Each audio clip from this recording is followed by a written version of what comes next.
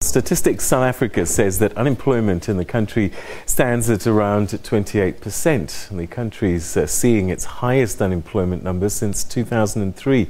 Well, South African Agricultural Economist points out that there was little mention of the fact that almost two-thirds of the 44,000 people who lost agricultural jobs in the first quarter of 2017 were actually women. This brought the number of women participating in the South African agricultural labour market to 278,000 in total, which equals a third of the sector's total labour force.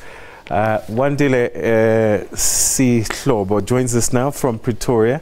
You are the head of economic and agribusiness research at the Agricultural Business Chamber. Thank you very much for joining us.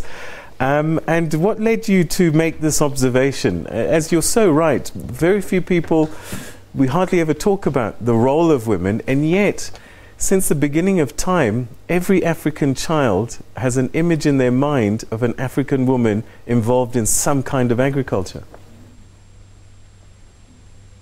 Yes, I mean, Peter, this is a serious problem because if you look at the South African labor market, going back, past 9 years or so, and if you look at it, women have only been consistent about 30% or so of the labor market.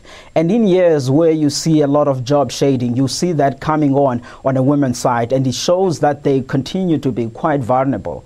And also, when you break down the agriculture industry on its own, Peter, you look at the job side, you look at the policy side, and on the farming side, you do see that women are a bit more vulnerable or unrepresented when you look at the policy, vulnerable on jobs. But on the production side, particularly on a smallholder side, you do see them there quite participating and producing a lot of food side, but still absent when we start speaking about policy and what needs to be done for smallholder farming development side. All right, so looking at those statistics, they make up a third of the agricultural sector, but they were two-thirds of the losses.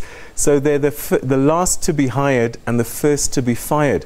Why are they vulnerable the most? It looks like a lot of them, Peter, they get to be employed more on the seasonal jobs basis. You see them participating more on the citrus-related industries and stuff. And I think that's why we need to now to say, okay, for women not to be so vulnerable, what is it that we need to do? Do we need to train them to acquire certain skills that maybe a larger part of the male-dominated population do acquire so that we can make sure that at least there isn't this vulnerability? Obviously, considering the socio-economic conditions that do underpin some of these things when job losses do occur. Wandile, I'm going to put it to you that this is not a new conversation. This is something we've known a long, long time. And women have been crying about for a very long time. And in fact, you tell an interesting story of one young lady, Sia Sontundu, who's been at this game a long time and has had to work hard to make the gains. So why haven't we been able to produce more people like her? I think, Peter, one part of it goes to the strategy and the policy side, because you find that we have these conferences or these engagement where we are thinking about how do we develop South Africa's agriculture, particularly the smallholder side. And you find that there's not really some good representation of women. And I think that we need to start having them there, have them telling us stories on what are some of the key challenges that are facing them. So if you start now to roll out a program or you calibrate policies that will be able to empower the agricultural sector, you make sure that those needs are well captured and we hear the voices of those people. And I think that will enrich all of this discussion about the agriculture development, particularly now, Peter, that we are looking at 2030, where NDP prioritizes agriculture as a point of growth. I think that in that growth story, we need to bring in some diversity and bring in some women in there and make sure that at least this is going to be a much more balanced growth as we go forward. Are we sure that we're holding them back, or do they not have aspirations maybe to go higher up the food chain?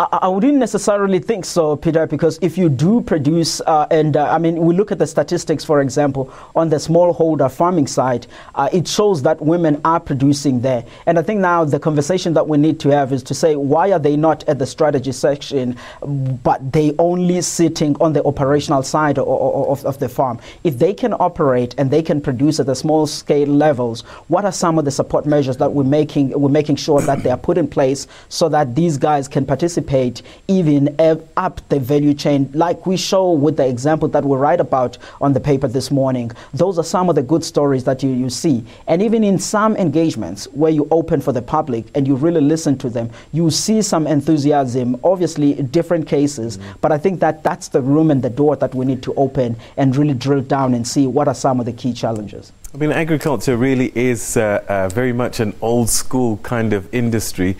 The average age, I learned recently, the average age of a farmer in South Africa is 62.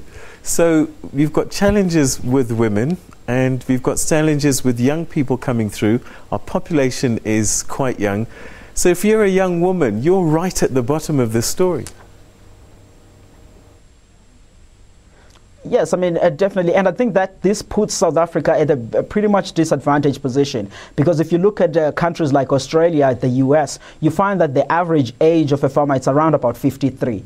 Now, maybe in the historical days where it used to be hard labor force in agriculture, you see that women are not going on in some big scale farming. But you have the technology today that will enable people to make sure that at least they don't do some of the heavy tasks. It can assist on those things. So I think now we are talking about the youth and making sure that we address the age issue, and then in that youth conversation, let's bring in the gender conversation and make it in there, and making sure that at least there is some bit of equity and some good diversity as we go forward. And it's not really only the discussion of doing a favor for women, but I think that if you're on the policy making side or you're on the strategy side, it also helps you by learning and bringing on all these diverse voices as we move forward and you designing some of the growth strategies.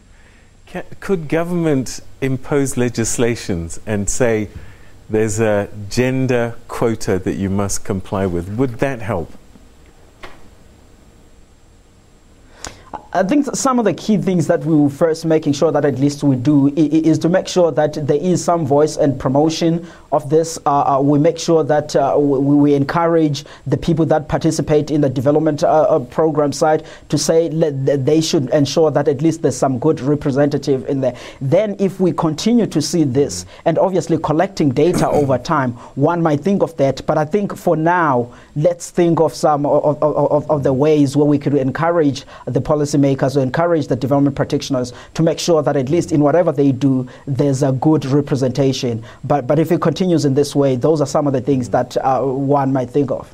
I think you touched on it a little bit at the beginning, but part of trying to convince change is to convince that there's a business case, a food security case, if more women were included. Is there a connection?